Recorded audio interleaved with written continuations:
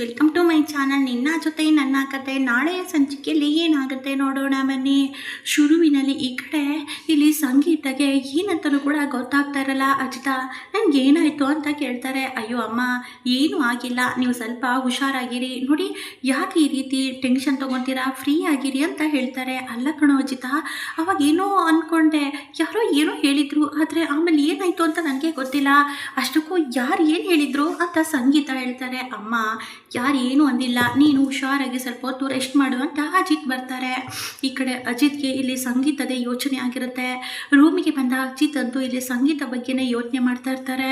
ಅಮ್ಮನ ಪರಿಸ್ಥಿತಿ ನೋಡ್ತಾ ಇದ್ರೆ ತುಂಬ ಭಯ ಆಗುತ್ತೆ. ಒಂದು ವೇಳೆ ಭೂಮಿನ ನಾನು ಕಾಂಟ್ಯಾಕ್ಟ್ ಮದುವೆ ಆಗಿದ್ದೀನಿ ಅಂತ ಗೊತ್ತಾದರೆ ಆಮೇಲೆ ಎಲ್ಲ ಮುಗ್ದೋಗುತ್ತೆ, ನಾನು ಏನು ಮಾಡಲಿ ಈಗ ಅಂತ ಅಜಿತ್ ಯೋಚನೆ ಮಾಡ್ತಾ ಇರ್ತಾರೆ. ಅದೇ ಸಮಯಕ್ಕೆ ಭೂಮಿ ರೂಮ್ಗೆ ಬರ್ತಾರೆ.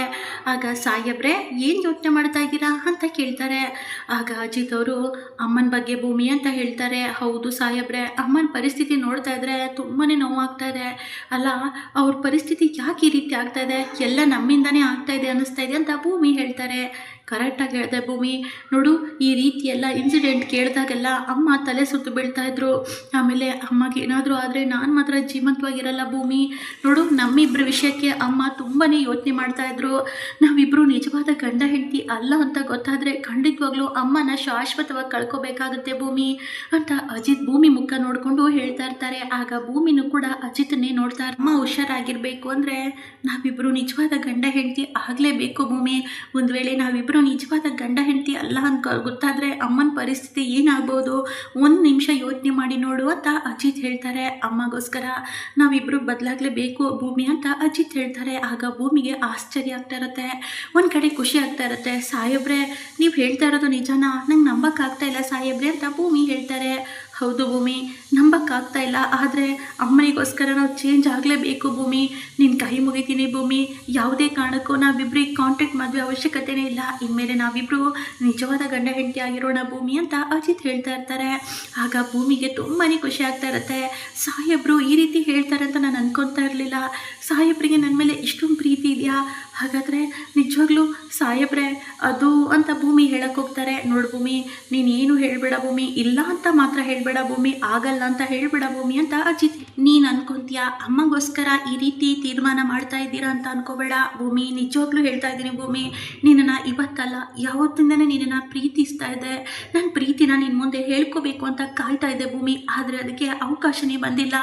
ಆದರೆ ಇವಾಗ ಅದು ಅವಕಾಶ ಬಂದಿದೆ. ಕೇವಲ ಅಮ್ಮ ಹುಷಾರಾಗಿರಬೇಕು, ಅಮ್ಮನಿಗೋಸ್ಕರ ನಿನ್ನನ್ನು ಹೆಂಡತಿಯಾಗಿ ಸ್ವೀಕರಿಸ್ತೀನಿ ಅಂತ ಅನ್ಕೋಬೇಡ. ನನ್ನ ಮನಸಾರೆ ನಿನ್ನನ್ನು ಹೆಂಡತಿಯಾಗಿ ಸ್ವೀಕರಿಸ್ತಾ ಇದ್ದೀನಿ ಭೂಮಿ, ಇಲ್ಲ ಅಂತ ಹೇಳಬೇಡ ಭೂಮಿ, ನಿಜವಾಗ್ಲೂ ನಾನು ನಿನ್ನನ್ನು ಪ್ರಾಣಕ್ಕಿಂತ ಹೆಚ್ಚಾಗಿ ಪ್ರೀತಿ ಮಾಡ್ತಾ ಇದ್ದೀನಿ ಭೂಮಿ ಅಂತ ಅಜಿತ್ ಹೇಳ್ತಾರೆ. ಆಗ ಭೂಮಿಗೆ ತುಂಬಾ ಖುಷಿ ಆಗ್ತಾ ಇರುತ್ತೆ.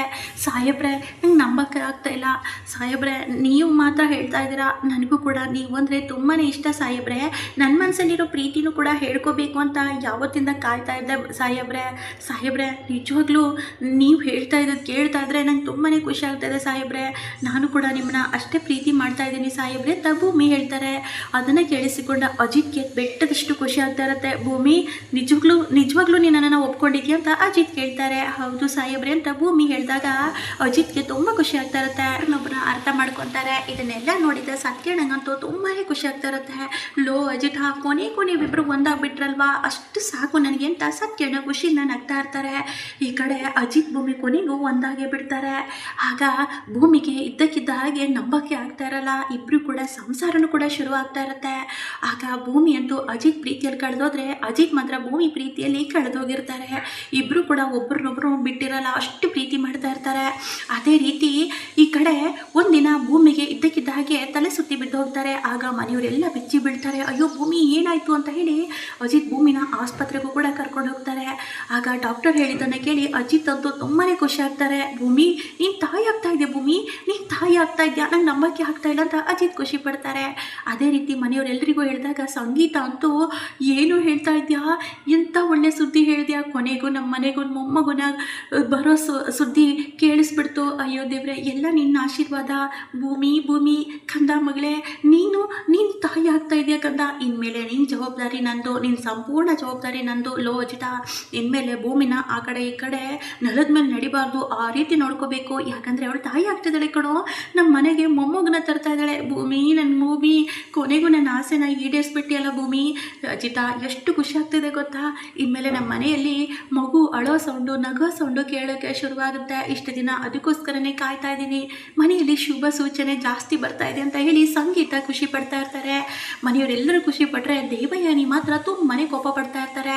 ಆಗ ಭೂಮಿ ಅಂತೂ, ಸಾಹೇಬ್ರೆ ನಂಗೆ ನಂಬಕ್ಕೆ ಆಗ್ತಾ ಇಲ್ಲ, ನಾನು ತಾಯಿ ಆಗ್ತಾ ಇದ್ದೀನ, ನಿಜವಾಗ್ಲೂ ಸಾಹೇಬ್ರೆ ಅಂತ ಹೇಳ್ತಾರೆ. ಭೂಮಿ, ಎಲ್ಲ ನಿನ್ನಿಂದನೇ ಭೂಮಿ, ನಿಜವಾಗ್ಲೂ ಭೂಮಿ, ನನಗೂ ನಂಬಕ್ಕಾಗ್ತಾ ಇಲ್ಲ. I love you so much Bhoomi. ಇನ್ಮೇಲೆ ನಾನು, ನೀನು, ನಿನ್ನ ಜೊತೆ ಒಂದು ಪುಟ್ಟ ಪಾಪು, ನಾವು 3 ಜನ, ಎಷ್ಟು ಚೆನ್ನಾಗಿರುತ್ತಲ್ವ ಭೂಮಿ ಅಂತ ಅಜಿತ್ ಹೇಳ್ತಾರೆ.